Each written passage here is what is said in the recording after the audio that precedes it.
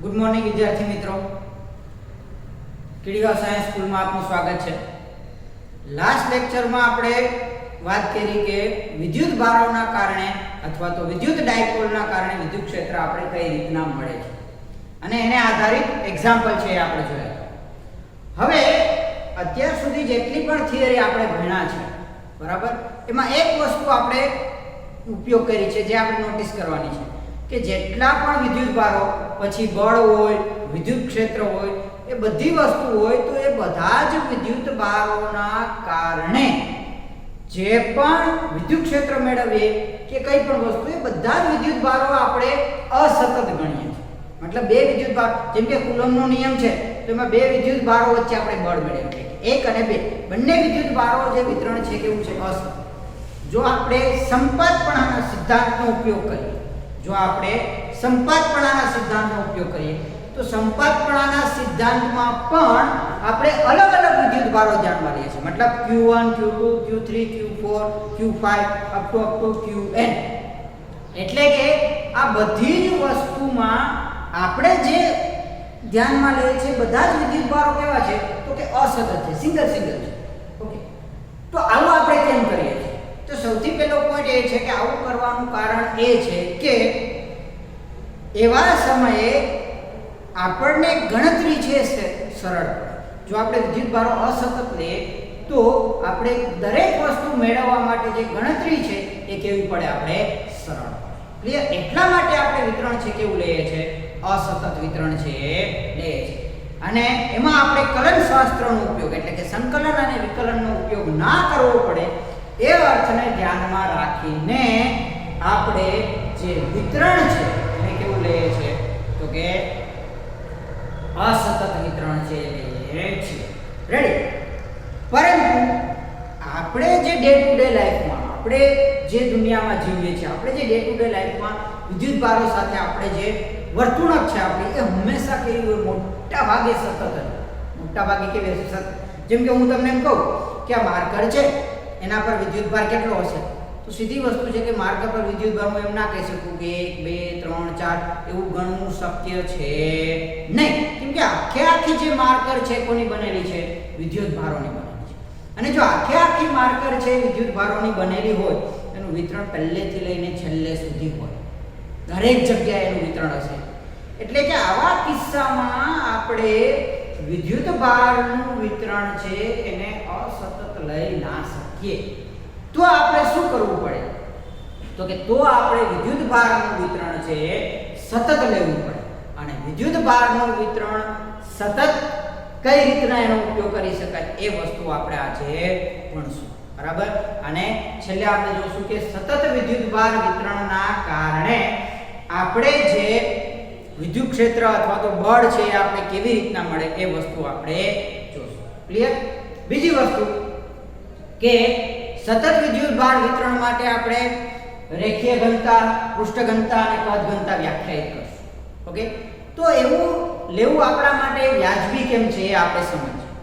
તો જો આપણે એવું કીધું કે વિદ્યુત ભાર છે, વિદ્યુત ભારનું ક્વોન્ટમીકરણ યાદ કરો કે વિદ્યુત ભારનું ક્વોન્ટમીકરણ શું કહે તો કે વિદ્યુત ભારનું ક્વોન્ટમીકરણ એવું કહે કે કુદરતમાં મળતા દરેક વિદ્યુત ભારો છે કેવા હોય તો કે કોઈ પણ મૂળભૂત વિદ્યુત ભારના પૂર્ણ ગુણક, એટલે કે એક કુલમ આપણે એમ કે 1 ઇલેક્ટ્રોન હોય, 2 ઇલેક્ટ્રોન હોય, 3 ઇલેક્ટ્રોન હોય, એ ગણતરી આપણા માટે જો તમે કોઈ સરફેસની વાત કરતા હો, માર્કરની વાત કરો તો એમાં 1 2 3 ગણવા એટલા ઈઝી નથી। અથવા તો આપણે એવું કહી શકીએ કે આમાં આપણે જો વિતરણને સતત લેશું તો જે વિદ્યુત ભારનું ક્વોન્ટમીકરણ છે એનું ઉલ્લંઘન થાય અથવા તો એ અવગણી શકાય એટલું હોય, બરાબર। જેમ કે હું એક લાઈન મેં તમને પહેલા પણ કીધું કે તમે એક લાઈન ડ્રો કરો, બરાબર, તો ખરેખર આ લાઈન શું છે તો કે એક બાજુમાં તમે પોઈન્ટ દોરેલા હોય તો આ બધા જ પોઈન્ટ છે એની બનેલી જ છે આ લાઈન। એટલે બીજું કંઈ નથી કે માત્ર ને માત્ર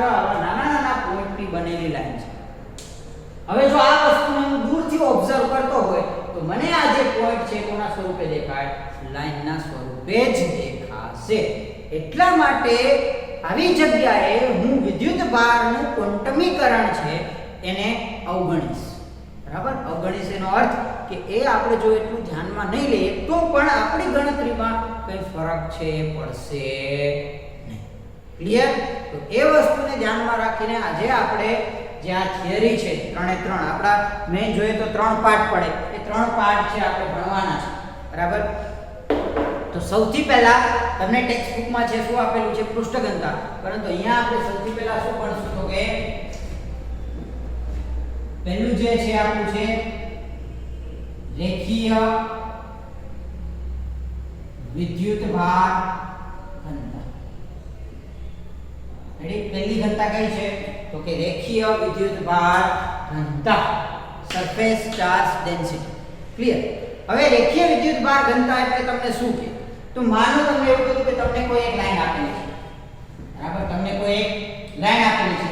આ લાઈનમાં તમે એક નાનો એવો રેખાખંડ વિચારી લો, એટલે કે આખી માર્કર હોય એ માર્કરમાં તમે એક નાનો એવો ભાગ વિચારી લો. બરાબર?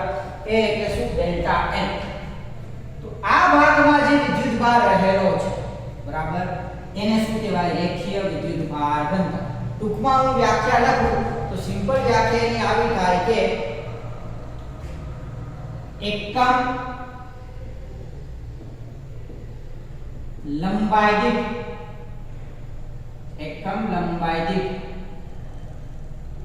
રહેલા વિદ્યુતભારને શું કહેવાય? રેખીય વિદ્યુતભાર ઘનતા કહે છે. રેડી? એકમ લંબાઈ દીઠ જે પણ વિદ્યુતભાર હોય, માનો કે આપણે એવું માની લઈએ કે આ જે લાઈન છે, આખી લાઈન, એના પરનો કુલ વિદ્યુતભાર કેટલો આપણે માની લઈએ તો કે q છે. એના પરનો કુલ વિદ્યુતભાર કેટલો છે? q. અને આ આપણે જે ભાગ લીધેલો છે એના પરનો વિદ્યુતભાર કેટલો છે તો કે ડેલ્ટા q. આ આપણે જે વિદ્યુતભાર લીધેલો છે એના પર કેટલું છે તો કે ડેલ્ટા q. રેડી? તો હવે એકમ લંબાઈ દીઠ રહેલા વિદ્યુતભારની તમે ઘનતાની વ્યાખ્યા યાદ કરો. શું હતી? 11માં આપણે ભણી ગયા. ઘનતા કોને કહેવાય? તો કે એ શું હતું? દળ ઘનતા. દળ ઘનતા એટલે એકમ કદ દીઠ દળ. એકમ કદ દીઠ દળ. તો અહીંયા આપણે જે છે એ રેખીય વિદ્યુતભાર ઘનતાને કઈ રીતના વ્યાખ્યાયિત કરશું? એને નામ આપેલું છે લેમ્ડા. ઓકે? તો લેમ્ડા બરાબર કુલ વિદ્યુતભાર છેદમાં કુલ લંબાઈ. હંમેશા યાદ રાખો, જે પણ એકમ આવશે તો હંમેશા ક્યાં આવશે? છેદ. જેમ કે આ વ્યાખ્યામાં શું છે? એકમ લંબાઈ. તો લંબાઈ ક્યાં આવે? છેદ. એકમ લંબાઈ દીઠ જે વિદ્યુતભાર રહેલો હોય એને શું કહેવાય? રેખીય વિદ્યુતભાર ઘનતા. એને દર્શાવાય લેમ્ડા વડે. તો લેમ્ડા બરાબર delta q upon delta l. Okay? એકમ શું થશે એનો? તો કે રેખીય વિદ્યુતભાર ઘનતાનો એકમ. ઓકે? રેખીય વિદ્યુતભાર ઘનતાનો એકમ શું થાય તો કે જો આના પરથી આપણે ખબર પડે કે એકમ આપણે શું મળશે? શું થાય? Delta q. વિદ્યુતભારનો એકમ શું થાય? કુલમ. લંબાઈનો એકમ શું થાય? મીટર. એનો એકમ શું થાય? કે કુલમ પ્રતિ મીટર. એકમ શું થશે? કુલમ પ્રતિ મીટર થશે. રેડી? સમજાઈ ગયું? ઓકે? આમાં બીજી જે વસ્તુ તમારે ખાસ નોટ કરવાની છે કે આના પરથી જો મારે વિદ્યુતભાર મેળવવો હોય તો તમને શું મળે? તો કે ડેલ્ટા q બરાબર lambda into delta l. Delta q બરાબર લેમ્ડા ઇન્ટુ ડેલ્ટા. ખાસ ધ્યાનમાં રાખો. જો આ વસ્તુ શું કહેવા માંગે તો એક્ઝામ્પલમાં આનો ઘણી બધી જગ્યાએ ઉપયોગ થશે. 3 પણ એ વસ્તુ કેવા શું માંગે તો કે હું તમને એવું કહું કે ભાઈ એક 5 મીટર લંબાઈની દોરી છે. બરાબર? 5 મીટર લંબાઈની દોરી છે. ઓકે? એના પર કેટલો વિદ્યુતભાર છે આપણે ખબર નથી, પણ હું તમને એમ કહું કે આ 5 મીટરની લંબાઈ દોરી છે એમાં 1 મીટરમાં 5 કુલમ વિદ્યુતભાર છે. સિમ્પલ. 1 મીટરમાં 5 કુલમ વિદ્યુતભાર છે. તો 5 મીટરમાં કેટલું આપણે ખબર છે? ડાયરેક્ટ આપણે શું કરીએ? ગુણાકાર. અહીંયા લેમ્ડા તમને શું આપે છે? એકમ લંબાઈ દીઠ વિદ્યુતભાર. એનો મતલબ કે 1 મીટરમાં કેટલો વિદ્યુતભાર છે? લેમ્ડા જેટલો. તો ડેલ્ટા l લંબાઈમાં વિદ્યુતભાર કેટલો થાય? તો કે ડેલ્ટા L into લેમ્બડા. આ વસ્તુ ખાસ ધ્યાનમાં રાખજો. આનો આપણે ઘણી બધી જગ્યાએ ઉપયોગ કરવાનો છે. ક્લિયર?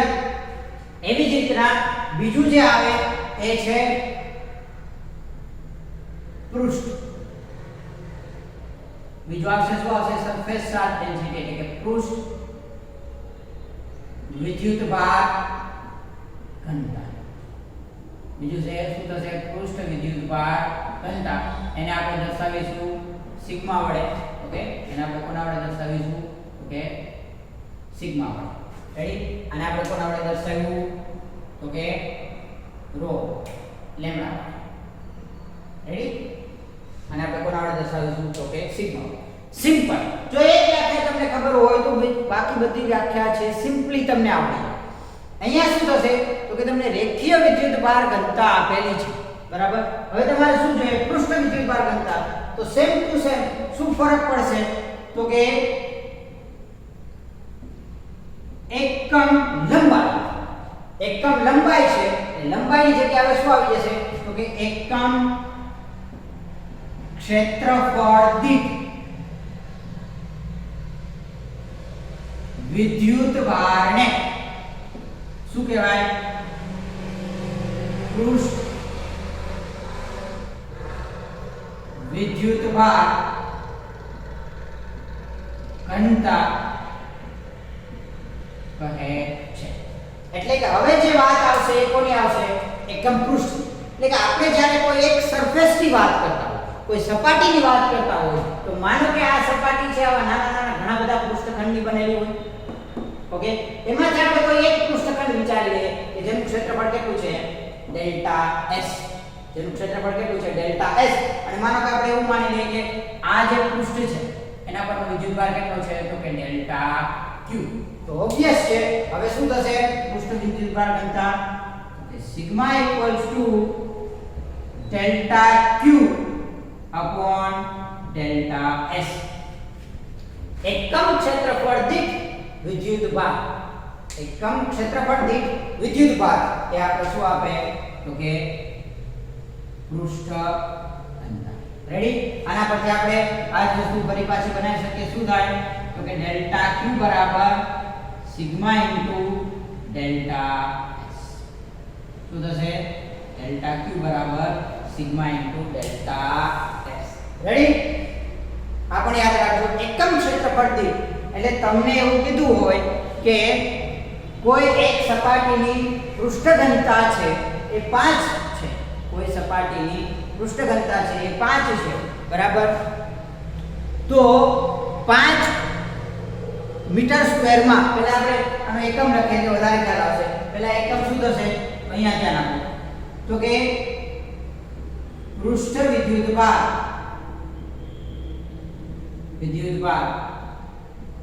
ઘનતાનો એકમ શું થાય? પૃષ્ઠ વિદ્યુતભાર ઘનતાનો તમારે એકમ લખવો હોય તો એકમ તમને શું મળે? જો અહીંયા આના પરથી એકમ આપણે બનાવવાનો છે તો શું થાય? Delta Q. બરાબર? એનો એકમ શું થશે? Q નો એકમ કુલમ. ડેલ્ટા S એટલે ક્ષેત્રફળ, એનો એકમ શું થાય? Metre square. ઓકે, કુલમ પ્રતિ મીટર સ્ક્વેર થશે. શું થાય? કુલમ પ્રતિ મીટર સ્ક્વેર. હવે આનો મતલબ શું છે એ સમજીએ. તો કે તમને કોઈ એવું કીધું છે કે માનો કે કોઈ સપાટી છે. ઓકે, કોઈ પણ રેન્ડમ સપાટી તમને આપેલી છે. તમને એવું કહી દીધું કે આનું જે ક્ષેત્રફળ છે એ કેટલું છે?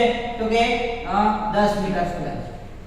તમને ક્ષેત્રફળ આપી દીધું કેટલું છે? a બરાબર 10 મીટર સ્ક્વેર. એની તમને પૃષ્ઠ ઘનતા આપી દીધી તો કે સિગ્મા બરાબર કેટલી છે?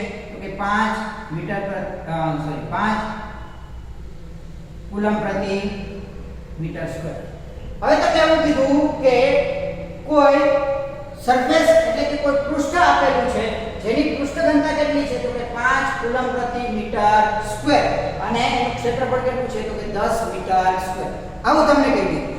હવે તમને એવું કીધું કે તો આ પૃષ્ઠ પર રહેલો કુલ વિદ્યુતભાર શોધો.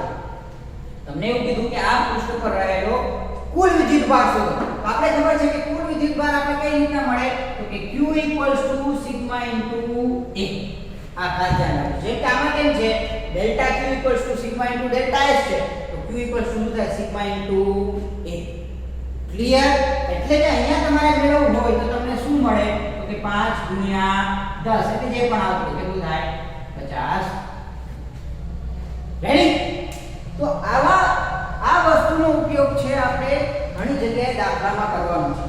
જેમ જેમ આપણે સમ્સ ગણશું જેમ જેમ આપણી ગણતરી આગળ વધશે એમ એમ તમને સમજાશે કે આનો ઉપયોગ શું છે. ક્લિયર? હવે છેલ્લું જે આવે છે એ એટલે કદ વિદ્યુતભાર. છેલ્લું જે તમને એટલે કદ વિદ્યુતભાર. રેડી? છેલ્લું તમને શું આપેલું છે કદ વિદ્યુતભાર ઘનતા. એને આપણે કોના વડે દર્શાવીએ છીએ તો કે rho વડે.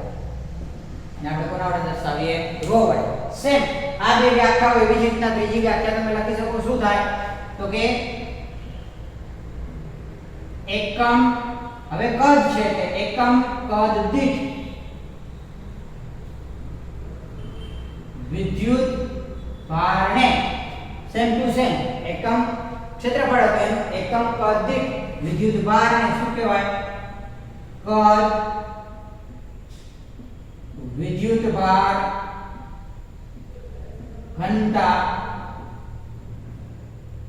શું કહેવાય કદ વિદ્યુત ભાર ઘનતા કહેવાય. એનું સૂત્ર લખવું હોય તો પણ આપણે લખી શકીએ. હવે બધું આવડવું જોઈએ. આ કેટલું છે ડેલ્ટા V. માનો કે એના પરનો વિદ્યુત ભાર કેટલો હોય તો કે ડેલ્ટા Q. તો શું મળે rho શું થાય simple delta Q upon delta V. શું મળે તમને delta Q upon delta V. Ready?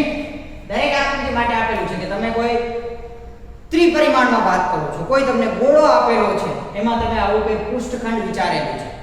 Simple વસ્તુ કે તમને કોઈ ગોળો આપેલો હોય તો એ ગોળાના ઘણા બધા ભાગ પડે. ગોળો હોય નાનો તો નાના ઘણા બધા ભાગનો બનેલો હોય તો એમાંનો આ કોઈ એક ભાગ વિચારેલો છે.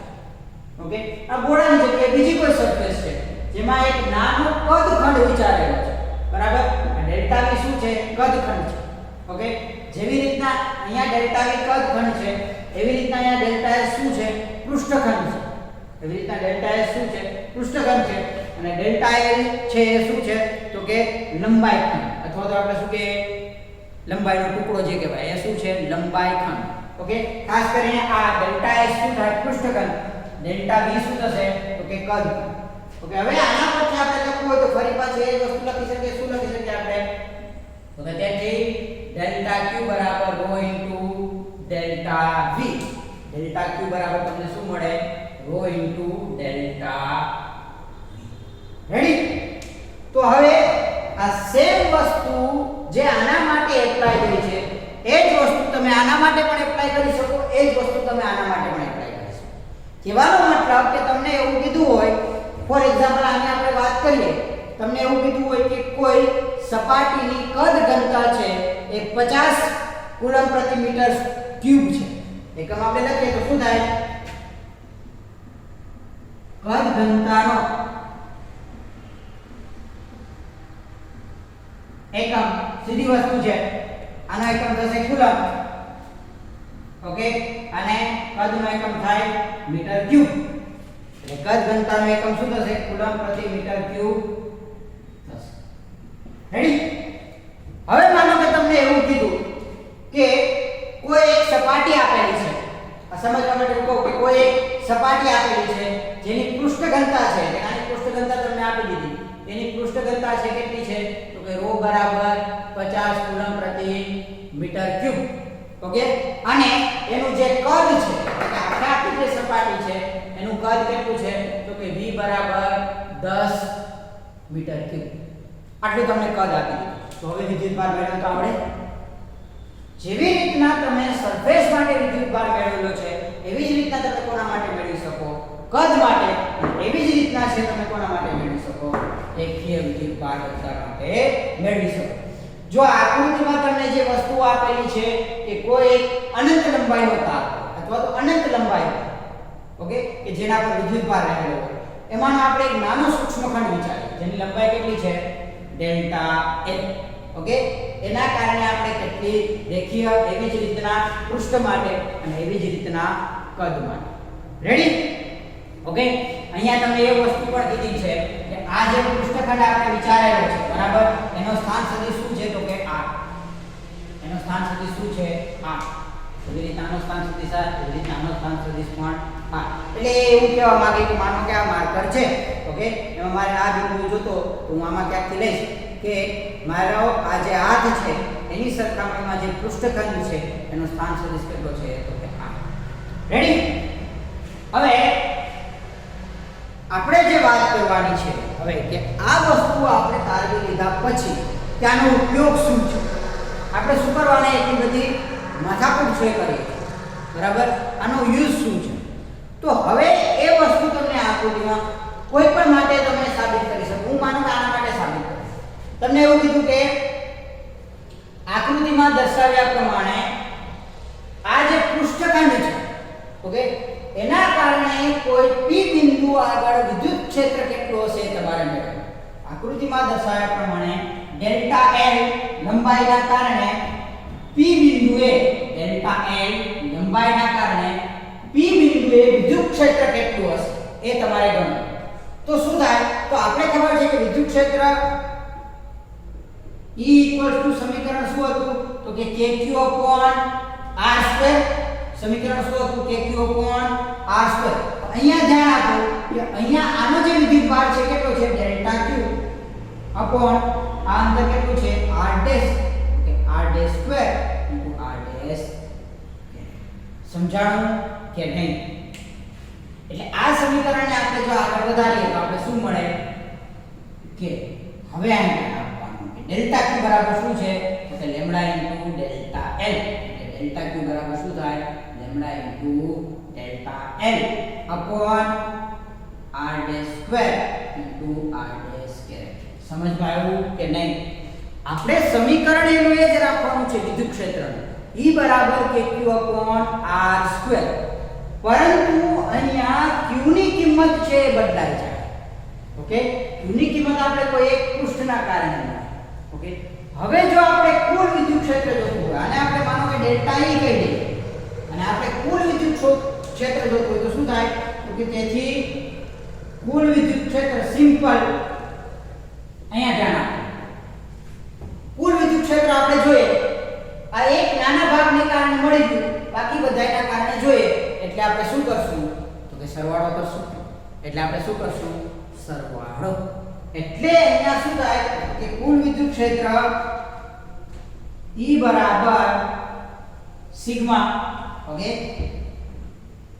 કે lambda delta L upon r dash square into r dash કે. ઓકે, અને યાદ રાખો કે સતત વિતરણ માટે મેં તમને આની પહેલા કીધું કે સતત વિતરણ માટે જે સરવાળો છે એને કોના સ્વરૂપે લખી શકાય? સંકલન સ્વરૂપે લખી શકાય. સતત વિતરણ માટે આ કેવું વિતરણ થાય? સતત, અહીંયાથી લઈને અહીંયા સુધી. સતત વિતરણ માટે સરવાળાને કોના સ્વરૂપે લખી શકાય? તો કે સંકલન સ્વરૂપે. એટલે આપણે શું લખી શકીએ? જો કે અચળ, લેમ્ડા પણ અચળ, okay, delta L, okay, delta L એટલે આ શું થાય? સંકલન તમે કરો તો delta L upon r dash square into r dash k. હવે આપણે લખી શકીએ, બરાબર. કેમ? તો કે k અને લેમ્ડા અચળ છે એટલે એ સંકલનની બહાર આવી જશે, બાકીનાનું શું થશે? સંકલન. ટૂંકમાં મારો કહેવાનો પોઈન્ટ એ છે કે હવે તમને કોઈ બધી સરફેસના કારણે પૂરેપૂરી જે સરફેસ તમને આપેલી છે એના કારણે તમને કોઈ પણ બિંદુએ વિદ્યુત ક્ષેત્ર મેળવવાનું કે તો પહેલા આપણે શું કરશું? તો કે પહેલા કોઈ નાના ભાગના કારણે આપણે પૃષ્ઠ ઘનતા છે મેળવી લઈશું. એક વખત આપણે પૃષ્ઠની વાત કરીએ તો એક વખત આપણે પૃષ્ઠ ઘનતા મળી ગઈ પછી આપણે શું કરી શકીએ? તો કે વિદ્યુત ભાર મળી જાય અને પછી એનું આપણે આગળ જે પણ પ્રમાણે આપણે જે કીધું હોય ગણતરી, મતલબ તમને વિદ્યુત ક્ષેત્ર કીધું હોય તમે વિદ્યુત ક્ષેત્ર મેળવી શકો. તમને કુલમના નિયમથી બળ કીધું હોય તો તમે બળ પણ મેળવી શકો. જો એ વસ્તુ આપણે અહીં સમજીએ. તમને કોઈ એવું કીધું આ વસ્તુ તો વિદ્યુત ક્ષેત્ર માટે જ આપેલી છે કે સેમ ટુ સેમ બધાયમાં સેમ ફોર્મ્યુલા યુઝ થાય. બધામાં ફરક શું પડશે? અહીંયા લેમ્ડા ઇન્ટુ ડેલ્ટા એલ છે, એની જગ્યાએ અહીંયા શું આવશે? સિગ્મા ઇન્ટુ ડેલ્ટા એલ, અને આ જગ્યાએ શું આવશે? તો કે rho into delta v. Clear? શું આવશે? rho into delta v. Clear? તો આ બધી વસ્તુઓ છે આપણે ખાસ ધ્યાનમાં રાખવાની છે. ક્લિયર? હવે આપણે જેમ કે હું તમને આનું બીજું ઉદાહરણ આપું કે તમને એવું કીધું કે આ જે પૃષ્ઠ છે એટલે કે આખું જે પૃષ્ઠ છે, આ કદ આપેલું છે, માનો કે કોઈ ગોળો છે, આ ગોળાના કારણે કોઈ પણ બીજો વિદ્યુતભાર તમને આપ્યો, માનો કે કોઈ બીજો વિદ્યુતભાર છે, કેટલો છે? તો કે આ ગોળાના કારણે અહીંયા તમને કોઈ q વિદ્યુતભાર આપેલો છે. કેટલા અંતરે? તો કે કેપિટલ R કહી દઈએ, કેપિટલ R અંતરે તમને કોઈ q વિદ્યુતભાર આપેલો છે. સમજો આ ગોળાના કારણે q વિદ્યુતભાર પર કેટલું બળ લાગશે એ તમને મેળવવાનું કીધું. આપણે કઈ કન્ફ્યુઝ થવાની જરૂર નથી. આપણી જોડે બળનું સમીકરણ છે. શું છે? F = k q1 q2 r² r સદિશ સ્વરૂપે લખીએ. સિમ્પલ. આ સમીકરણ આપણી જોડે છે તો સિમ્પલ વસ્તુ અહીંયા શું થાય? તો કે k q1 બરાબર શું છે? તો કે q, અને q2 બરાબર આનું જે ક્ષેત્રફળ છે એ એટલે શું થાય? Delta q. શું થાય? ડેલ્ટા q r²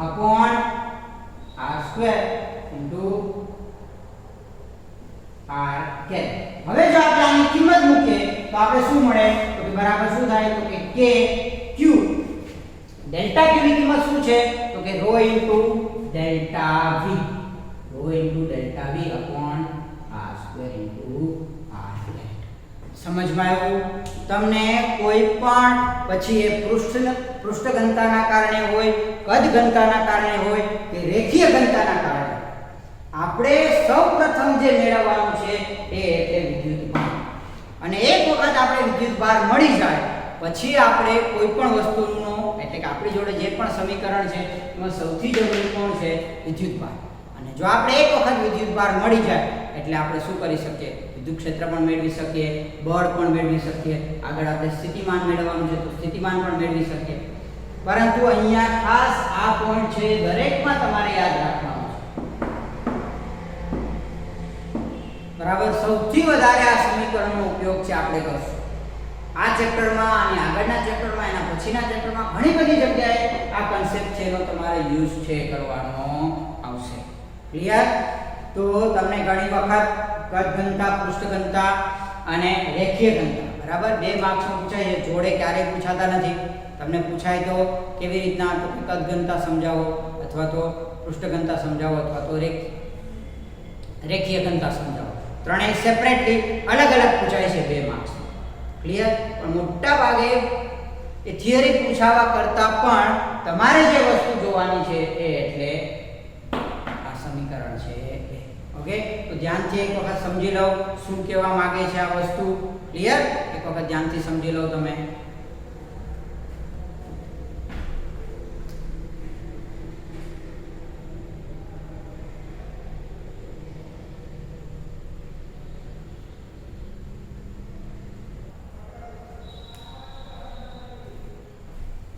ઓકે, તો હવે આપણે જોયું છેલ્લે કે કદ ઘનતા, પૃષ્ઠ ઘનતા અને રેખીય ઘનતા. ઓકે, એના દ્વારા આપણે વિદ્યુતભાર છે કઈ રીતના મળે. હવે એના પછી આપણે ખૂબ જ ઇમ્પોર્ટન્ટ નિયમ તરફ વળવાનું છે. બરાબર? કેમ કે આ નિયમ આધારિત આગળની જે પણ થિયરીઓ છે એ આ નિયમ આધારિત છે. તો આપણે ઇમ્પોર્ટન્ટ નિયમ એટલે કે ગાઉસનો નિયમ, ગાઉસના નિયમ તરફ આપણે આગળ વધશું. ગાઉસનો નિયમ આપણા માટે ઉપયોગી કેમ છે? તો કે ગાઉસનો નિયમ છે આપણે બંધગાળો તમને કોઈ પણ આપેલો, કોઈ પણ જગ્યાએ આપણે બંધગાળો આપેલો તો એ બંધગાળાના કારણે કોઈ પણ બિંદુ આગળ વિદ્યુત ક્ષેત્ર કેટલું હશે. માનો કે કોઈ તમને ગોળો આપેલો છે, આ ગોળાના કારણે કોઈ પણ બિંદુએ તમારે ફ્લક્સ મેળવવું છે. વિદ્યુત ક્ષેત્ર એક વખત ફ્લક્સ મળી જાય એટલે વિદ્યુત ક્ષેત્ર પણ મળી જાય. ઓકે, કેમ કે phi = E.Δs. તો આપણે જે છે એ ગાઉસના નિયમનો ઉપયોગ કરીને કોઈ પણ બંધગાળાના કારણે કોઈ બિંદુએ ફ્લક્સ કેટલું હશે એ મેળવવાનો આપણે પ્રયત્ન છે કરશું. ઓકે, અને એ આપણે ખૂબ જ સરળ રીતે મેળવી શકીએ. હવે પ્રશ્ન એવો થાય આપણે કે સાહેબ આપણે ફ્લક્સ છે તો phi = E dot delta S પ્રમાણે મેળવી શકીએ છીએ, બરાબર. તો પછી ગાઉસના નિયમની જરૂરિયાત શું છે? તો ગાઉસના નિયમ દ્વારા આપણે ખૂબ જ સરળ રીતે છે એ આપણે શું કરી શકશું? ફ્લક્સ છે મેળવી શકશું. માનો કે એના માટે તમને આપેલું છે કોઈ ગોળાની વાત કરીએ આપણે. ઓકે, આકૃતિ આપણે દોરીએ સૌપ્રથમ. તો માનો કે તમને કોઈ ગોળો આપેલો છે.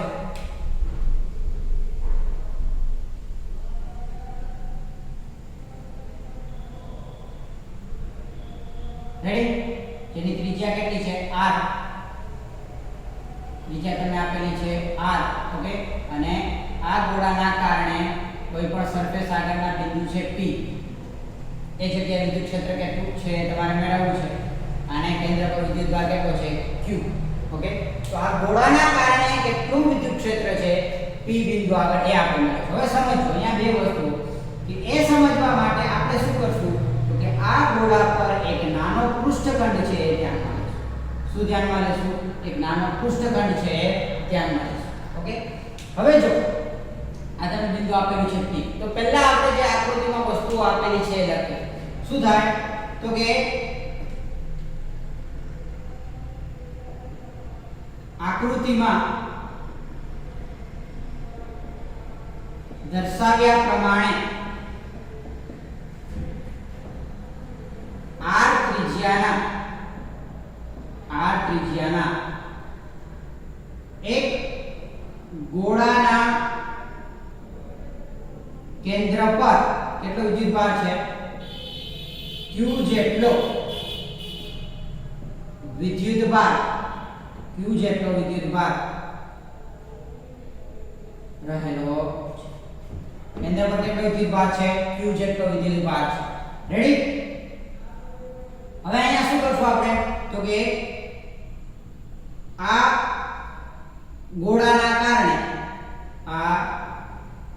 ગોળાના કારણે p બિંદુએ વિદ્યુત ક્ષેત્ર મેળવીશું. રેડી? આપણે ક્યાં વિદ્યુત ક્ષેત્ર મેળવવાનું છે? p બિંદુ. તો p બિંદુએ વિદ્યુત ક્ષેત્ર મેળવવા માટે આપણે એક નાનો પૃષ્ઠખંડ વિચારેલો છે. કયો? Delta s.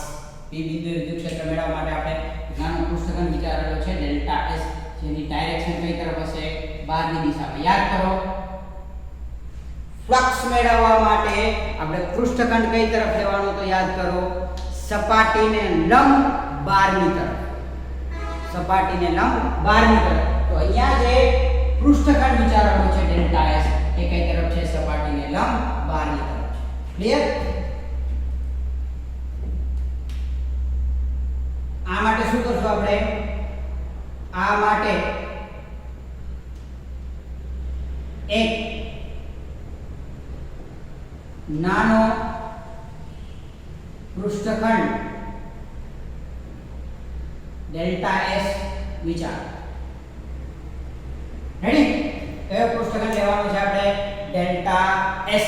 હવે માનો કે p બિંદુમાં અહીંયા લખી દઉં છું કે આ ડેલ્ટા s જે પૃષ્ઠખંડ છે, આનો કા શું છે? અહીંયા તમને આપેલું છે p બિંદુ, આ તમને પૃષ્ઠખંડ આપેલો છે ડેલ્ટા s. ઓકે, તો હવે આપણે એવું વિચારી લઈએ કે પહેલા ડેલ્ટા s પૃષ્ઠખંડના કારણે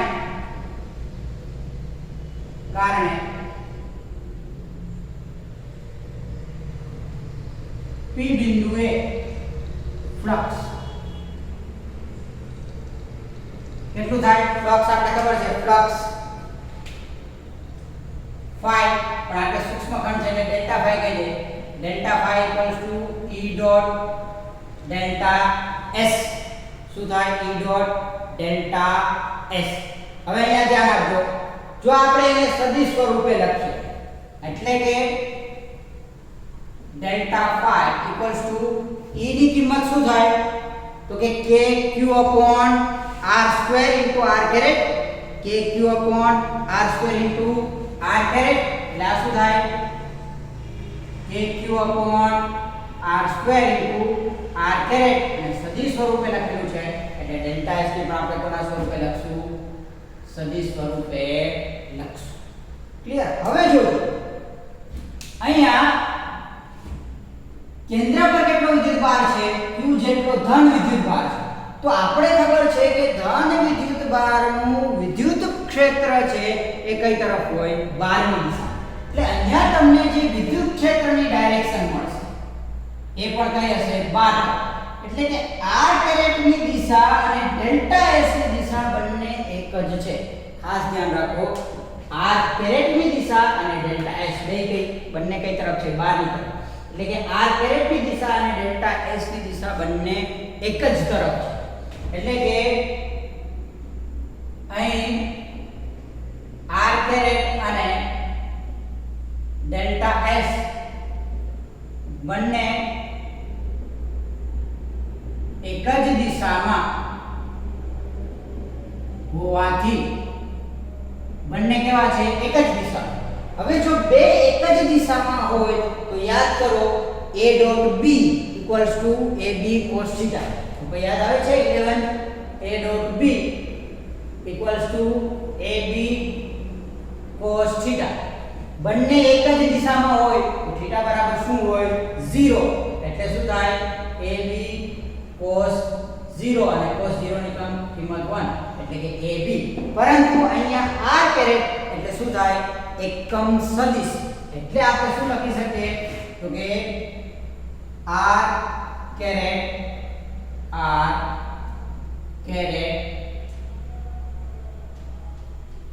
caret dot delta s equals to 1 કારણ r કેરેટ એકમ સદિશ છે ઓકે r કેરેટ એકમ સદિશ હોય તો એનું મૂલ્ય શું થાય 1 થાય ક્લિયર એટલે કે r ડોટ ડેલ્ટા s એટલે કે ડેલ્ટા s r ની કિંમત 1 અને ડેલ્ટા s m એટલે શું થાય 1 ઇન્ટુ ડેલ્ટા s કેમ તો કે r કેરેટ ની કિંમત કેટલી થાય 1 થાય એકમ સદિશ છે એટલે આપણે શું મળે તો કે જેથી delta phi equals to kq એની જગ્યાએ આપણે 1/4π0 લખી નાખીએ 1/4π0 આને આપણે જરૂર પડશે એટલે k ની જગ્યાએ આપણે શું કર્યું 1/4π0 શું થાય 1/4π0 q upon r square into delta s કેમ તો કે r ડોટ ડેલ્ટા s બરાબર આપણે આન્સર શું મેળવ્યો તો કે ડેલ્ટા સમજાણું ઓકે આ તમને મળ્યું ફ્લક્સ કોના કારણે તો કે આ જે સૂક્ષ્મ પાર્ટ છે એના કારણે આ આખો ગોળો છે એમાંનો આ કોઈ નાનો ભાગ છે આખો ગોળો છે એટલે આ વર્તુળ નથી પણ આ શું છે ગોળો આખો ભરાયેલો છે ઓકે તો આ ગોળાના એક સૂક્ષ્મ ભાગના કારણે આપણે મળ્યું આપણે કેટલું જોઈએ કુલ આપણે શું જોઈએ કુલ આપણે શું કરીએ તેથી કુલ ફ્લક્સ આપણે ખબર છે કે કુલ ફ્લક્સ આપણે મેળવવું હોય તો શું થાય સરવાળો કુલ flux phi sigma into 1/4π0 q upon r square into delta s આ બધું જ અચળ 1/4π0 પણ અચળ q upon r square પણ અચળ અચળ શું થશે તો કે જે સરવાળો છે એ બહાર આવી જાય એનું આપણે કે કરવાનું નથી બધું અચળ જ છે 1/4π0 q upon r square into delta s delta s એટલે કુલ ક્ષેત્રફળ અને આપણે ખબર છે કે ગોળાનું ક્ષેત્રફળ કેટલું થાય ગોળાનું ક્ષેત્રફળનું સમીકરણ યાદ કરો શું મળે ગોળાનું ક્ષેત્રફળ 4πr². ગોળાનું તમારે ક્ષેત્રફળ મેળવવું તો તમને શું મળે 4πr² એટલે આપણે શું મળે તો કે તેથી phi = 1/4π0 q upon r². Clear into 4πr². કારણ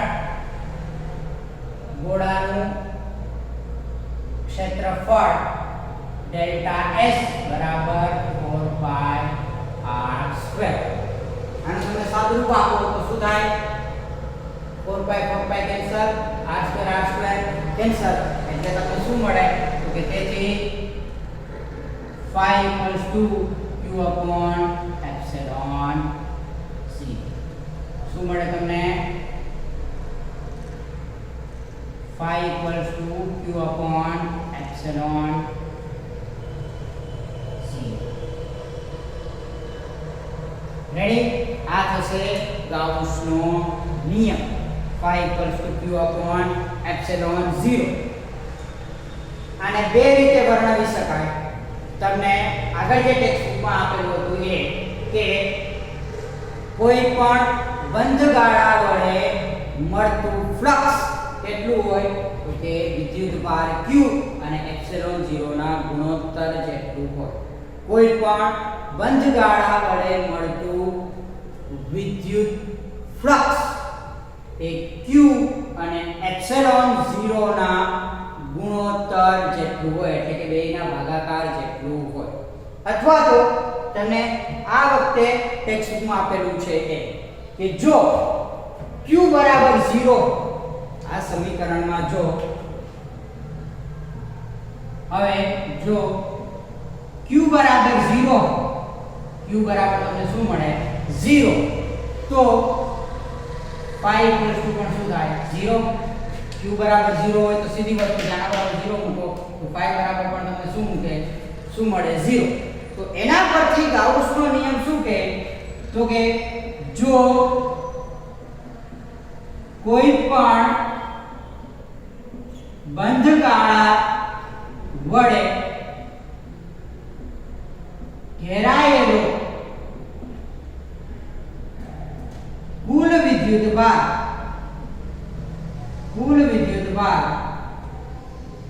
શૂન્ય હોય તો તે બંધ ગાળામાંથી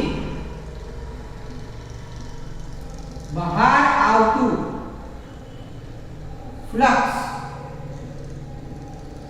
શું હોય? તો કે શૂન્ય. રેડી? ફ્લક્સ શું હોય? શૂન્ય. એટલે કે અહીંયા આપણે કુલ વિદ્યુતભારની વાત કરવાની છે. એ આપણે જોશું આગળના લેક્ચરમાં કે કુલ વિદ્યુતભાર એટલે શું. ઓકે? પણ અહીંયા તમને જે આપેલું છે ગાઉસના નિયમમાં ખાસ કંઈ નથી. પહેલા આપણે શું કરવાનું છે? ફ્લક્સ મેળવવાનું. Delta phi equals to E dot delta S સદિશ સ્વરૂપે લખીએ આપણે તો શું થાય? r caret into delta S. હવે આપણે પહેલો પોઈન્ટ તમારે જે જોવાનો છે કે r caret અને ડેલ્ટા S બંને કેવા છે? તો કે r caret અને ડેલ્ટા S બંને એક જ દિશામાં છે. અને જો r caret અને ડેલ્ટા S બંને એક જ દિશામાં હોય તો બેનો ડોટ ગુણાકાર હંમેશા શું મળે? r into delta S. પણ r એકમ સદિશ છે એટલે એની કિંમત શું થાય? 1. એટલે 1 into ડેલ્ટા S. એટલે કે ઇન શોર્ટ ટૂંકમાં આપણે શું મળે? Delta S. આ બધી કિંમત આપણે જો આમાં મૂકીએ, આમાં k બરાબર શું મૂકવાનું છે? 1/4 pi epsilon છે. આ મળે. હવે આપણે શું જોઈએ છે? તો કે કુલ ફ્લક્સ. તો કુલ ફ્લક્સ મેળવવા માટે આપણે બધાને શું કરશું? સરવાળો કરીએ તો આપણે ગોળાનું જે ક્ષેત્રફળ છે કેટલું મળે? 4 pi r સ્ક્વેર.